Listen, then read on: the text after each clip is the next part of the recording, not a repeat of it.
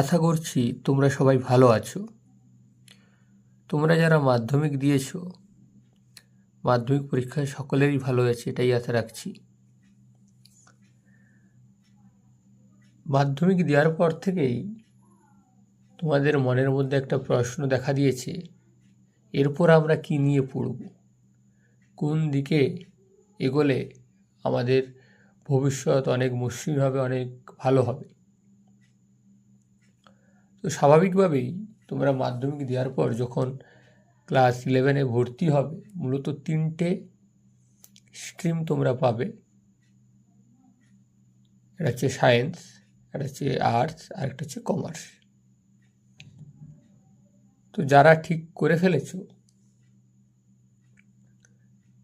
Science নিয়ে পড়বে, আজকের ভিডিওটা মূলত তাদের জন্য।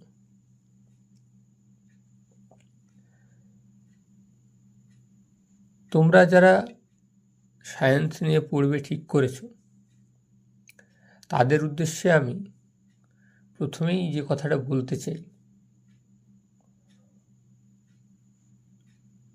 তোমাদের এখন যে সাবজেক্ট তোমরা চয়েস করবে, এর উপর কিন্তু তোমাদের আগামী যে শিক্ষা জীবন সেটা দাঁড়িয়ে রয়েছে।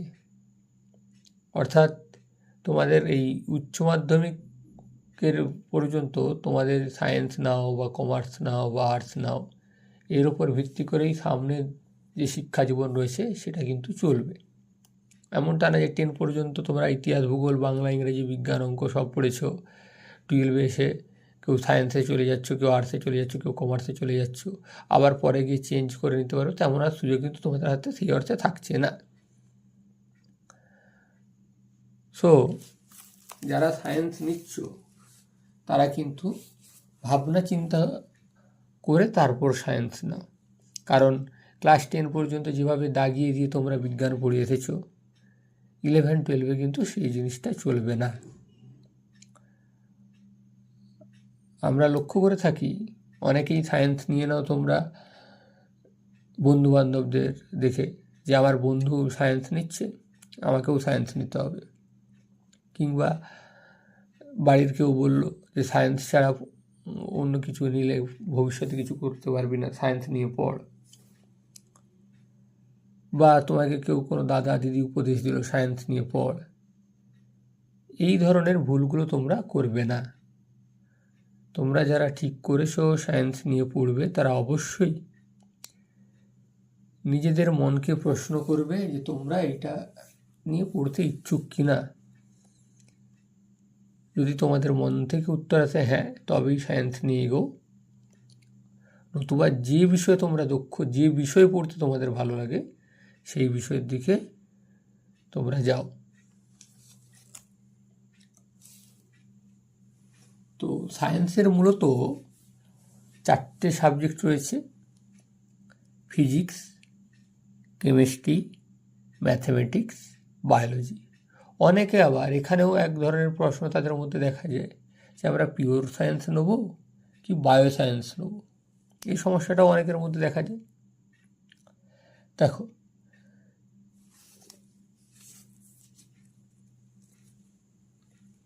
ফিজিক্স, কেমিস্ট্রি, ম্যাথমেটিক্স এবং বায়োলজি, এটাকে তোমরা দুটো ভাগে পেতে পারো। কীরকম?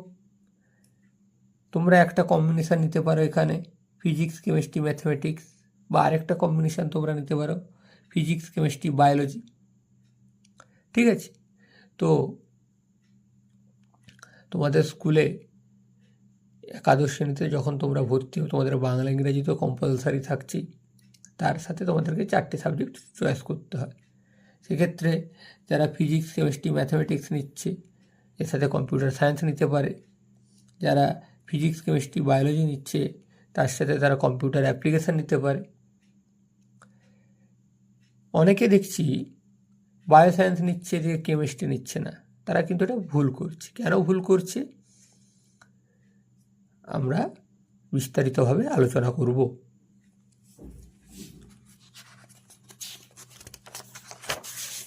প্রথমেই আমরা চলে আসি ফিজিক্স, কেমিস্ট্রি, ম্যাথমেটিক্স। মূলত যাদের অঙ্ক করতে ভালো লাগে, যারা অঙ্কেতে দক্ষ, তারা ফিজিক্স, কেমিস্ট্রি, ম্যাথামেটিক্স এই ভাগটা রাখতে পারো, এর সাথে কম্পিউটার সায়েন্স রাখতে পারো।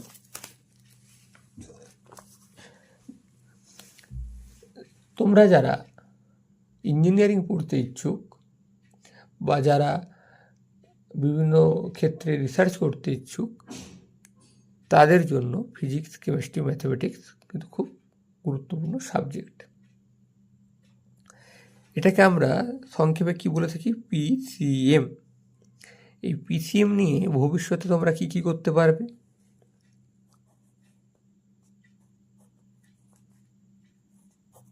বিটেক অর্থাৎ ইঞ্জিনিয়ারিং করতে পারছো তোমরা।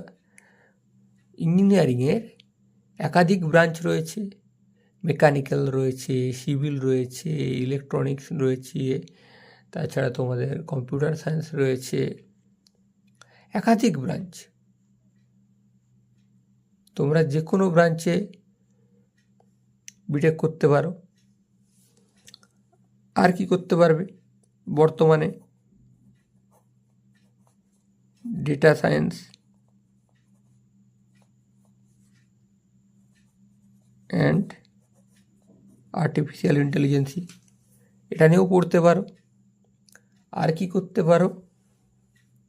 তোমরা বিএসসি করতে পারো, অর্থাৎ ব্যাচেলার ডিগ্রি নিতে পারো। ফিজিক্সে নিতে পারো, কেমিস্ট্রি নিতে পারো, বা ম্যাথামেটিক্সে নিতে পারো, বা স্ট্যাটিস্টিক্সেও নেওয়া যায়, ঠিক আছে? বা ডেটা সায়েন্সেও করতে পারো তোমরা। বিএসসির উপর তোমরা কি করতে পারবে? বিএসসির উপর তোমরা করতে পারবে এমএসসি। আবার এমএসসির উপর তোমরা পিএইচডিও করতে পারবে, এমটেকও করতে পারবে। সেটা তোমাদের যেটা করতে ভালো লাগবে তোমরা সেটা করবে। আসলে তোমরা যে সাবজেক্টটা এখন চয়েস করবে, নির্দিষ্ট লক্ষ্য স্থির রেখে সেই সাবজেক্ট চয়েস করো। কারণ এখন যা সিচুয়েশান চলছে, সাধারণভাবে পড়লে, সাধারণভাবে পড়াশোনা করলে কিন্তু ভবিষ্যতে নানাবিধ সমস্যার সম্মুখীন হতে হবে। সো যাদের অঙ্ক করতে ভালো লাগে, যাদের ফিজিক্স পড়তে ভালো লাগে, যাদের কেমিস্ট্রি পড়তে ভালো লাগে, তারা অবশ্যই পিসিএমটা রাখো।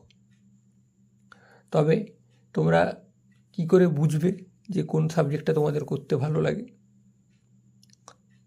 এটা কিন্তু খুব গুরুত্বপূর্ণ কোশ্চেন। এটা কোনো স্যার, ম্যাডাম বা তোমার কোনো দাদা, দিদি, বাড়ির কেউ এটা বলে দেবে না। তোমার নিজের মনের মধ্যে থেকে এটা আসবে যে তোমার কোন সাবজেক্টের প্রতি তোমার ভালো লাগা সব থেকে বেশি। তোমরা কিন্তু সেই সাবজেক্টের দিকেই জোর দেবে।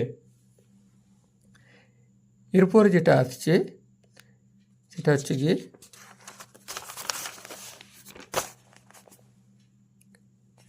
Physics, chemistry, biology. এটাকে আমরা সংক্ষেপে কী বলছি? পিসিবি।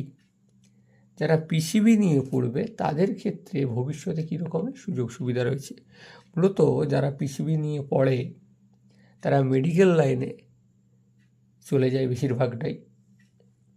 তোমরা ফিজিক্স, কেমিস্ট্রি, বায়োলজি যদি নাও, তাহলে তোমরা এখানে কি করতে পারবে? এমবিবিএস করতে পারবে, বিডিএস করতে পারবে, বিএইচএমএস করতে পারবে। আর কি করতে পারবে না? তোমরা বিএমএস করতে পারবে।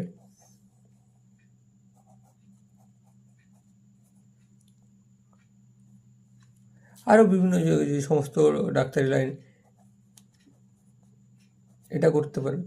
আর কি করতে পারবে? বিএসসি নার্সিং করতে পারবে।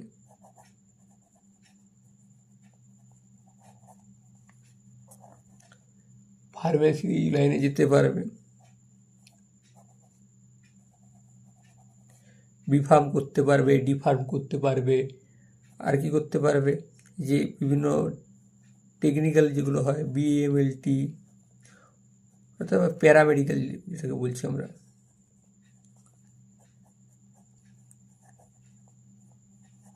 প্যারামেডিক্যাল রয়েছে, হ্যাঁ, এগুলো তোমরা করতে পারবে। আর কি করতে পারবে না? তোমরা ভেটেরিনারি ডাক্তারি পড়তে পারো, ফিশারি নিয়ে পড়তে পারো, এগ্রিকালচার নিয়ে পড়তে পারো, ঠিক আছে, মাইক্রোবায়োলজি নিয়ে পড়তে পারো, বিভিন্ন ভাগ আছে, তোমরা সেগুলো কিন্তু করতে পারবে।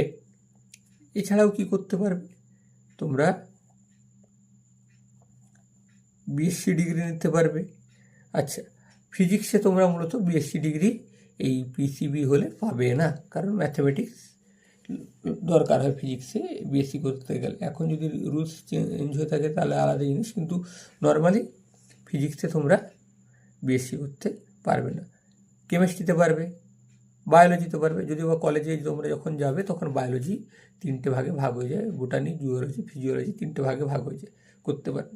যেটা তো বললাম মাইক্রোবায়োলজি রয়েছে, এই ধরনের আরও অনেক সাবজেক্ট রয়েছে যেগুলোতে তোমরা বিএসসি করতে পারবে। বিএসসির পর এমএসসি, এমএসসির পর গেট দিয়ে এমটেক করতে পারবে, পিএইচডি করতে পারবে, বা নেট দিয়ে পিএইচডি করতে পারবে, ঠিক আছে। অর্থাৎ যারা টিচিং প্রফেশনে যাবে তারা বিএসসি, এমএসসি, পিএইচডি বা বিএসসি, এমএসসি, বিএড এই ধরনের যে কোর্সগুলো হয় সেগুলো তোমরা করতে পারো। এবার আসি এই পিসিবি বা পিসিএম এগুলো নিয়ে কেন বললাম। আসলে একটা বড় অংশের ছাত্রছাত্রী তারা কি করে না, PCMB এটা রাখি, মানে ফিজিক্স, কেমিস্ট্রি, ম্যাথামেটিক্স, বায়োলজি এটা রাখি। এটা রাখলে তাদের কি সুবিধে হয় না, তারা এই যে মেডিকেল লাইনের যত কোর্সগুলো রয়েছে সবগুলোর জন্য এলিজেবল হয়ে যায়, আবার ইঞ্জিনিয়ারিং লাইন সহ ওই জাতীয় যত কোর্স আছে সেগুলোর জন্য এলিজেবল হয়ে যায়। সেক্ষেত্রে কি হয়, তাদের কাছে সুযোগটা অনেক বেশি থাকে বিভিন্ন দিকে চলে যাওয়ার। কিন্তু তোমাদের যাদের ম্যাথামেটিক্স করতে একদমই ভালো লাগে না তারা কি করবে, পিসিবি এটা নিয়ে পড়বে।